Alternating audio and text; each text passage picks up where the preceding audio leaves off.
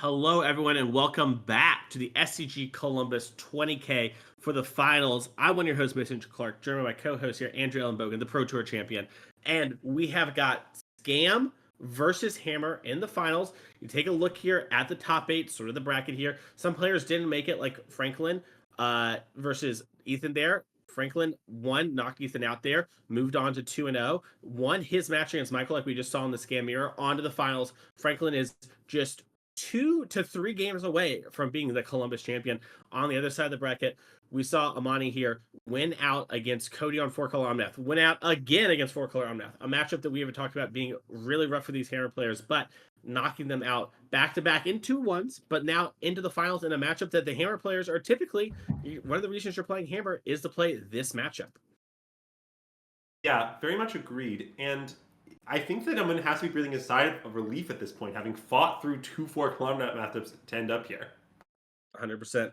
Speaking of breathing a sigh of relief, we get to talk about our amazing sponsors, which is always a sigh of relief here on ANZ MTG stream here. And this one is a personal favorite of mine, Andrew. I don't know about you, but it's me, Mason Clark Coaching. That's right. You know, we had one of the people I coached, David, actually make the top 12 in the SCG today. Because congratulations to David on Murktide. Unfortunately, did not make it past there. But Honorark told me to shill, so here I am shilling. If you are interested in getting coaching, you can scan this QR code on screen. It will take you to my Twitter, and there's a post there, and you can reach out via DM or reply to it, and we can have a conversation. But coaching is a really great way to improve if you're someone who's maybe struggling at the RCQ level and try and take that next step up. That's something that I really think I can help you with. It is not just me telling you the answers. It is working on a critical understanding of Magic at a deeper level to be prepared to do these things on your own in the future.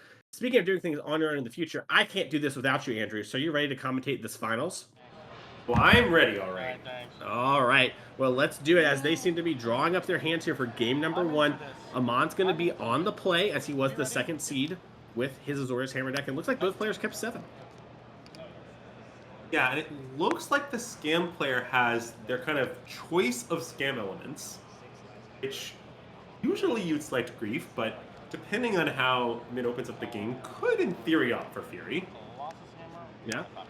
Looks like it's a turn 1 Hammer with a Ornithopter. Pretty big sign of maybe something like a Pure Steel Paladin Hammer. We'll have to see, though, as it does look like we're going to shock in the Blood Crypt here from Franklin. Playing the Hammer here, I imagine, is quite dangerous. I'm interested to see what hand was kept, given that that was the play. Agreed, and we are going to see it here as Grief resolves. Looks like we have Forge Anew, Pure Steel Paladin, and a second Hammer. We are going to Undying Evil to get back the Grief, untap the +1/+1 counter. We get another take. Franklin can either take the Forge Anew or the Hammer. It's going to leave the Forge Anew in hand. Wait, what? Probably something like another discard spell in hand. Yeah, I mean, I imagine it has to mean that, because you're just setting your opponent up to play the Forge Anew on 3, recur the Hammer, and equip it otherwise, so I imagine there's another discard spell coming. Yeah. Franklin is going to attack in here for 3. We have a Terminate and a Fury. See him on. Sorry to untap a little slowly there. Like, okay, what's going on? Forge Anew, one of the strong new cards from Lord of the Rings. If you haven't seen it before, it's a 3-mana enchantment that lets you return an equipment from your graveyard to the battlefield, and then once per turn, you can equip something for 0 mana at instant speed. So, really strong. Only on your turn, though. Only on your turn. That is a good point. Thank you. So Urza Saga was the pickup. That's another strong one. Forge Anew is going to get back that Hammer.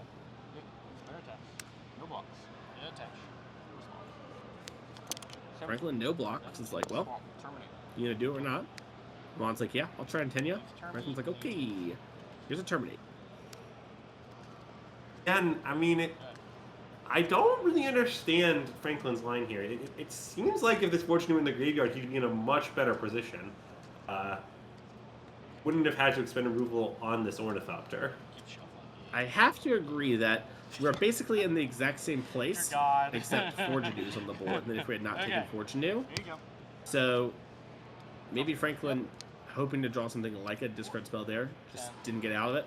He's going to hit with the Grief, down to 11, and it looks like we do have a Fable the Mirrorbreaker in hand, and a Fury. I imagine, given that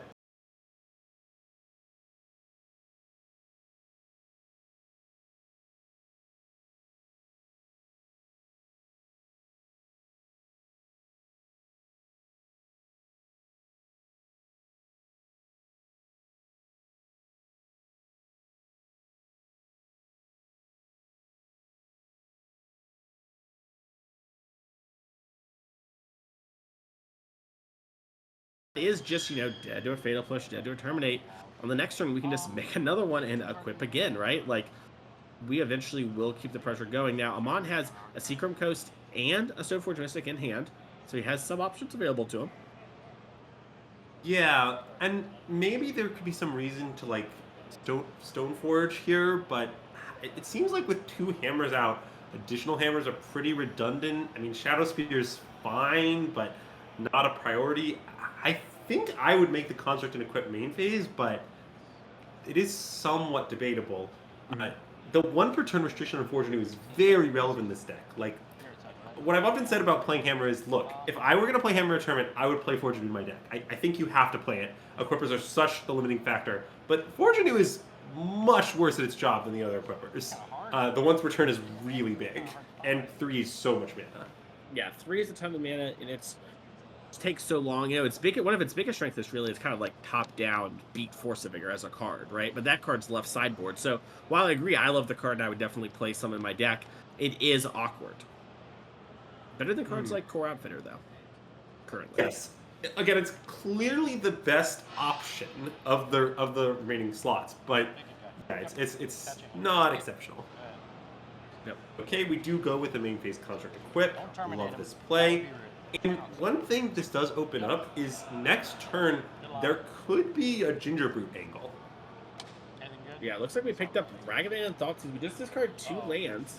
He didn't. That's all right. Like, I'm dead this turn. There's Gingerbrute. There's also Shadow Spear that we can grab to make this construct really big. We can, like, actually just, equip and then use the free equip on the Gingerbrute. So, Franklin's in a rough position. He's attacking for 4 still. Obviously, if the construct lives, which we know it will, but at the table, the players don't, Shadow Spear is the line. I mean, it basically blocks up the game. However, I definitely think there's a temptation to just find kind of more creatures, more resources, especially one that's unblockable and kills in 2 hits, not knowing that whether there's a rule spell or not. So, yeah, we'll see what happens here. Yeah. It was definitely a lot easier to get the Shadow Spear too when we had the Stoneforge giving you just another search, but now we don't have that. Looks like Amon's just going to float the mana. Not interested in getting another construct, maybe smelling blood in the water. He's gonna go, yeah, and Franklin's just gonna pack it up. And we're gonna move on to our second game of the finals there, and what was kind of a shocking game there in a lot of ways. Well, I think it just all comes back to that one Thoughtseize. I think Franklin needs to take Forge Anew there. I think taking Hammer over Forge Anew, look, I get that you're afraid of a Sigarda's Aid. I get that stuff can go wrong, but I think you have to take the Forge Anew. It's just too strong. It's going to keep equipping these hammers, turn them from worthless game pieces into real threats, and make every creature your opponent ever plays a must kill. And that's just a lot to overcome. Yeah, it's a hard thing, and these gamers have been gaming all weekend long. So let's take a look at Franklin's sideboard. We have 1 Shieldred, 1 Path of Peril, 2 Fatal Push, 2 Unlicensed Hearse, 1 Pithing Needle, 1 Stone of Eric, I believe, 2 Chalice of the Void, 2 Engineered Explosives, and 3 Blood Moons. Andrew, what do you like to bring in this matchup? Yeah, I mean, I talked about this a little bit before, but I imagine the Fatal Pushes are going to come in. I imagine the Pithing Needle will come in. Blood Moons on the play probably come in. Not on the draw, but he's on the play right now. Then I think there's... Oh, wait, we're going to get to see here. I think the Path of Peril presumably comes in. I don't know what it would be for if not this mashup. Cleans up construct tokens pretty nicely while getting their other things. Honestly, kind of a sick one-of if your goal is to respect Hammer, and it seems like this weekend Hammer's not enforced, so respecting it makes a lot of sense. Yep, and it looks to me those exact cards are the pull-up there for Franklin. Meanwhile, maybe we can check out Amon's sideboard. I know we saw it earlier. Yeah, it looks like we have 2 Lavinia, 3 Sanctifier Invect, 1 Hushbringer, 3 March of Otherworldly Light, 2 Spell Pierce, 1 Surge of Salvation, 1 Path to Exile, 1 Grafdigger's Cage, and 1 Pithing Needle. What do you like here for a body? Yeah, so without the Solitudes, I imagine that we'll just see the Sanctifiers come in, maybe the Hushbringer. I'm not too sure that, honestly. It's not that good to like play scam things after turn 1. It doesn't honestly do that much. The Path, I have to imagine gets in. Just a good way to clean up their scam elements. It's pretty strong. But And maybe the Surges too, obviously just ways to protect your guys, and they work in combat because your opponent happens to be a red-black deck. They're honestly a little awkward. That is, protection against Thoughtseize can be worse because they can Thoughtseize, take your creature, and strain your protection. So the Surges may or may not get in there, I think.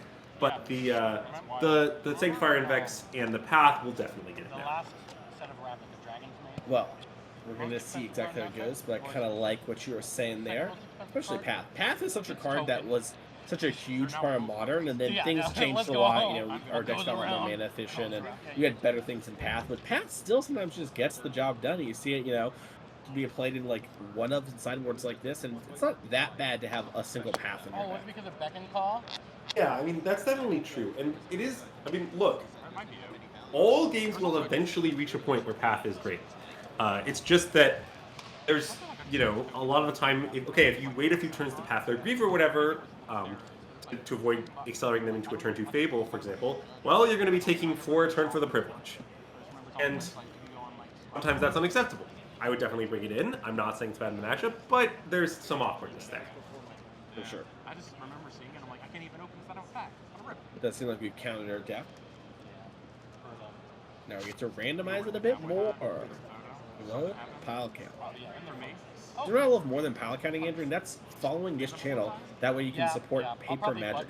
Honoraga does a lot for Magic, and following is one of the ways that he can go to sponsors like Dragon Shield and be like, hey, look, I have this huge watcher base. You know, you should help support the stream. That's really going to be helpful for me. And Honorag, you know, just does normal streams, does all that stuff. So yeah, make sure to follow. You can also subscribe. Look at that goal. We're clutching it up. You know, we were at, I think, about 26% yesterday, so 50% increase. We love to see that. This is a big help to Honorog, and it's completely free. There's also the Modern Super League on this channel, which is every Wednesday. We have creators and professional Magic players battling it out. I battled last week. We have Nathan Stoyer, Simon Nielsen, Corey Baumeister, and Carmen Klomparens all battling it out this Wednesday. And it's really fun. There's going to be a lot of high-level and exciting Magic, specifically in the Modern format played there. So check it out, that we don't miss anything.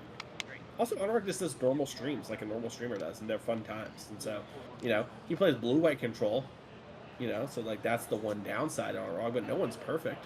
As we do draw up our opening hands here.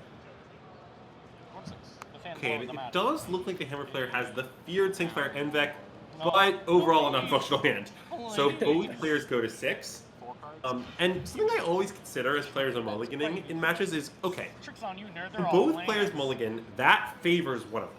It's not neutral for both players to have less resources. In this case, I think the player that it favors is clearly the Scam player.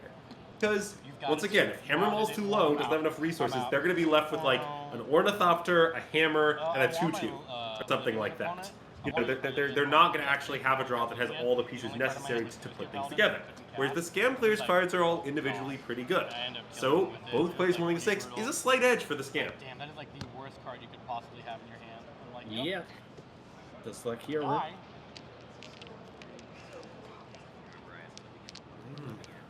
Well, I respect a thorough shuffle. Not enough shuffling these days in Magic. I'll say it. Yeah.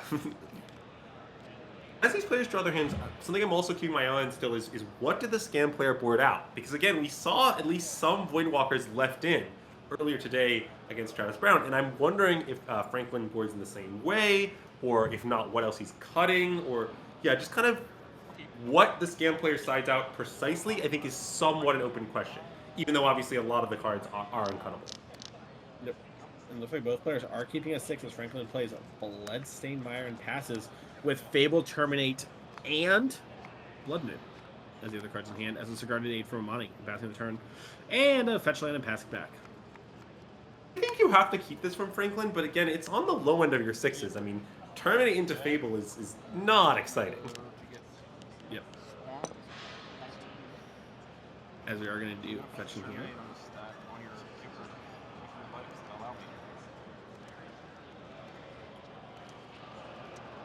To be honest, the fact that your opponent didn't play a Saga that turn for you to just get for free with the Blood Moon is honestly annoying for Franklin. I mean, you would love to have seen them slam a Saga. You just play your Blood Moon, Stone Rain their land, and blank their Sucrum Coast at the same time. I also gain Hex Yeah, Growth. we are going to see that surge. He has protection. Pass it a turn. All right, man. Whatever you say. Whatever you want. Whatever you want. Got a little bit of flair of the dramatics from Abadi here. Blood Moon. What? As a Blood Moon gets played. Interesting. So he's playing the Blood Moon over the Fable.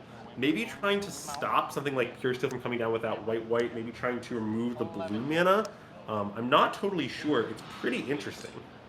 I have to agree, as Franklin does get hit by a hammer cast here, down to 9. Sorry, actually going to be, I believe, 8 from the fetch there. Either way. Yeah, that's right. 3 mana. Okay. Yep. You untap play the Fable now. It's not the worst. We get a chump block on this hammered creature, which isn't so bad, and we get 2 looks at a terminate / fatal push / what have you. I'm not saying I love this position for Franklin, but it could be worse. Yeah, I almost wonder if you're supposed to not play the land. I guess maybe the hand's all lands, and so if that's the case, it's fine. But certainly, it's not obvious you should play the land. It's hard to know without knowing exactly what Franklin has. For example, another scenario might be if he thinks he might need the land, like if he's thinking he might hard cast a Grief or something, maybe he'd want to play it, but I guess that's kind of unlikely since I assume he'd loot away Grief. He kind of needs to answer this hammered thing. yeah. As he drew a Fury, we are going to activate Fable. Looks like we're going to discard at least 1 card. Looks like we're going to discard Fable on land. Picked up another Fable and another land. Another chump block, and if we can get these Fables flipped and making chump blockers every turn, that might buy you enough time. And this is actually a play pattern that, believe it or not, we saw in the finals of the Pro Tour that Reduke won, bizarrely, which is that if you can get chump block enough times, repeatedly play Fables, stay alive against a giant creature, eventually the Fable flipping will win the game.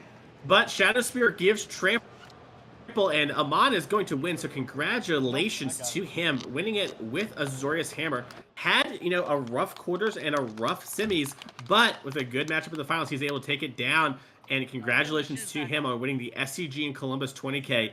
A big win for him, back-to-back events. Like I mentioned, he won the Apex Gaming event last weekend, or 2 weekends ago, but now, got this one under his belt. He's just on all cylinders when it comes to the Azorius Hammer deck.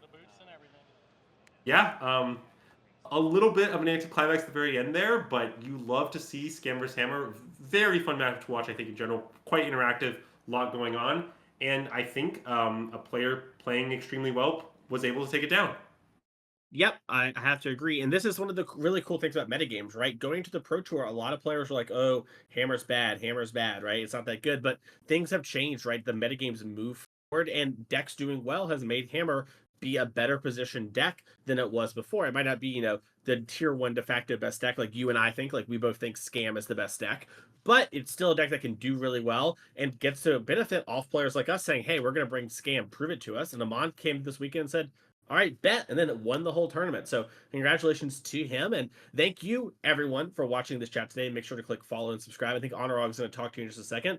But for Andrew and I, thank you so much, Honorog, for having us, and it was a blast, and we can't wait to see y'all with more Paper Magic in the future. It was a pleasure.